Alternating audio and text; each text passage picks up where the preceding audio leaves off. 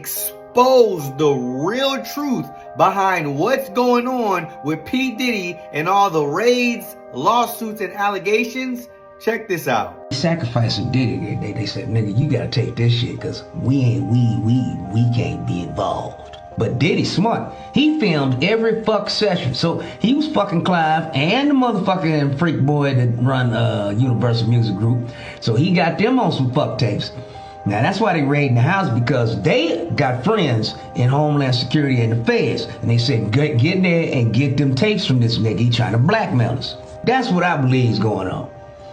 Wow. So according to Eddie Griffin, the real reason why P. Diddy's houses are being raided is because record executive Clive Davis has relationships with the FBI and Homeland Security, and he called for those raids to take place. Why? To cover his own behind and to remove blackmail evidence and tapes that P. Diddy had against Clive Davis and possibly many other bigger record executives in the industry. P. Diddy is just a scapegoat that is being sacrificed to cover those who are higher than him when it comes to this demonic and wicked system. Clive run him.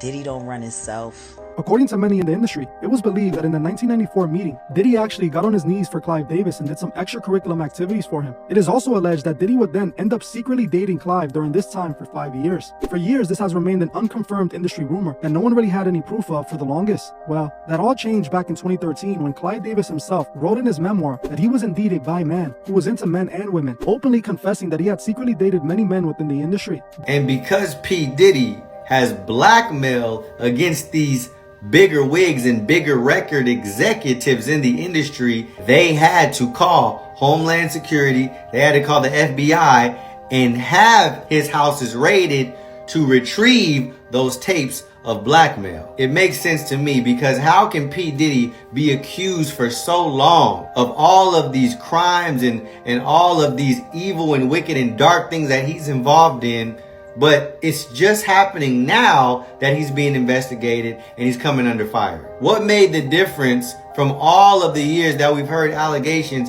about P. Diddy? It has to be somebody behind the scenes pulling these strings and making these things happen right now because of some other agenda and motive. What's being said is that these big wig record executives are homosexual.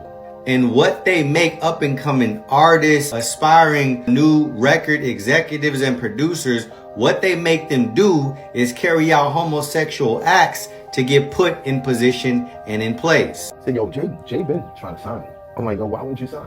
Said, because I don't want a label playing with my life. Okay, because I'm gonna export. That means playing with your butt. You know what I mean? No, listen, because, no, I mean, look, because I had like 2 record deals, right? Mm-hmm. And they wanted your butt? Yeah. You was fucking with T with it. Nah, because it's not even funny. I'm keeping it real, right? It's not even funny. Now, they proposition you, they do things indirectly, like they might send a stylist at you, right? Yeah, Listen, yeah. They might send a stylist at you, and the stylist is being all extra tight. Listen, homie, we ain't doing that. Or they might invite you to a party and there's no bitches there. It's a sausage party. Wait, hold on, I'm out. This ain't, you know what I mean?